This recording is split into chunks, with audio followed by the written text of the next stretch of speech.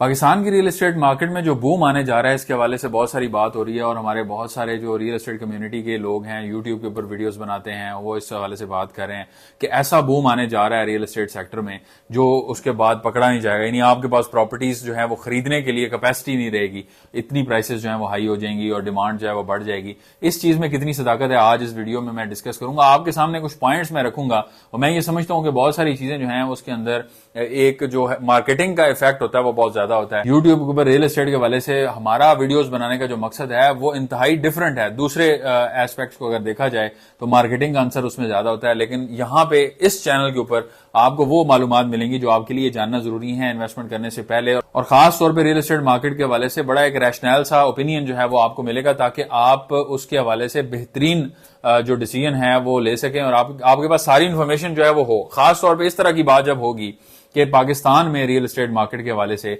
चीजें जो हैं वो अब बिल्कुल चेंज होने जा रही हैं और इतनी ज्यादा डिमांड आने जा रही है, वो किस बेस पे हो रही है कि रियल एस्टेट सेक्टर के हवाले से गवर्नमेंट ने जो कानून चेंज किया था या उसके हवाले से जो टैक्सेशन इंपोज की थी उसमें चेंजेस आ रही है। अब हम अगर ये देखें कि जो रियल एस्टेट सेक्टर में ओवरऑल प्रॉब्लम आ रही है वो किस वजह से आ रही है, वो क्या सिर्फ इसी वजह से आ रही है कि जो टैक्सेस इंपोज किए थे गवर्नमेंट ने वो उस वजह से रियल एस्टेट सेक्टर जो है वो उसमें प्रॉपर्टी की प्राइसेस जो है वो गिरी हैं, या इस वजह से गिरी हैं कि लोगों की बाइंग पावर जो है, लोगों की जो कैपेसिटी है वो कम हो गई है और अब लोगों की कुव्वत खरीद उस तरह से नहीं रही और इवन वो 50 लाख का 5 मरले का प्लॉट भी लेने की गुंजाइश नहीं रखते। तो ये दोनों फैक्टर जो हैं ये अगर आप इसको सोचें तो ये दोनों ही उसका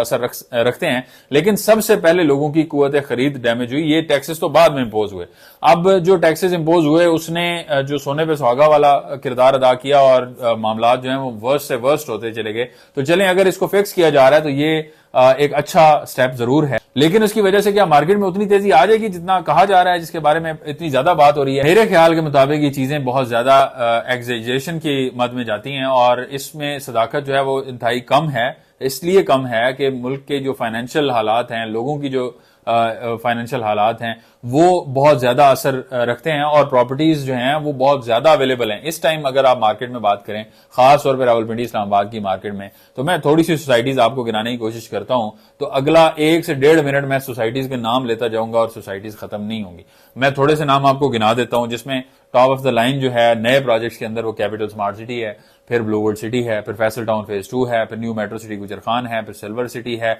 और पार्क व्यू सिटी है। उसके अलावा अभी जो नया डीएचए का प्रोजेक्ट मार्गला एनक्लेव है,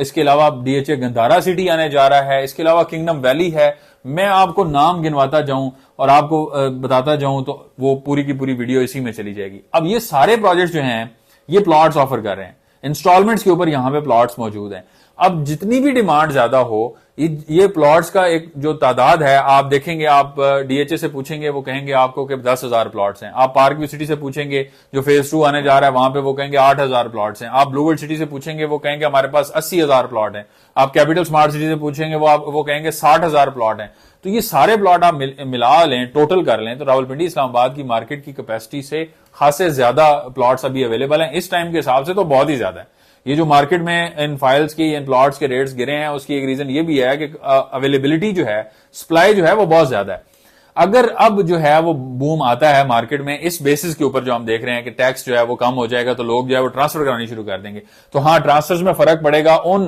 प्रॉपर्टीज की जहां पे फिजिकल पोजेशन अवेलेबल है, लोगों ने जहां पे घर बनाने हैं, जहां पे लोग फौरी तौर पर रिहायश अख्तियार कर सकते हैं। वो बहरिया टाउन का एरिया है, वो डीएचए का एरिया है, वो इस्लामाबाद के सीडीए सेक्टर्स का एरिया है, वो जगह हैं जहां पे आबादी मौजूद है, जहां पे तमाम तर सहूलियात मौजूद हैं, जहां पे एक्सेसिबिलिटी आसान है, जो नए प्रोजेक्ट्स या नए एरियाज की भी बात नहीं हो रही। तो सबसे पहले वहां पे ट्रांसफर का फर्क पड़ेगा और ज्यादा से ज्यादा फर्क भी उन्हीं को पड़ा है। अब देखें ना, जो 85 लाख वाली प्रॉपर्टी थी उसके ऊपर सारा बायर और सेलर का टैक्स मिला के 11 लाख का टैक्स बन रहा था। अब वो टैक्स तो खत्म हो जाएगा, लेकिन जो असल चीज इसके अंदर देखने वाली है वो ये है कि जो अब नई प्रॉपर्टीज थी उनके ऊपर मेजॉरिटी के ऊपर तो टैक्सेशन थी ही नहीं। कैपिटल स्मार्ट सिटी को आप देख लें तो कितना टैक्स होगा, फैसल टाउन को देख लें, मल्टी गार्डन्स का जो फेज 2 आया था जिसने आने के बाद बिल्कुल उसका कोई पुरसाने हाल ही नहीं है, पता ही नहीं है कहां बनना है कहां नहीं बनना। फाइलें भी उसकी जो है वो लावारिस हो चुकी हैं, लोगों ने जो उठाए थे। हम तो हर वक्त हर टाइम पे ये बात करते रहे हैं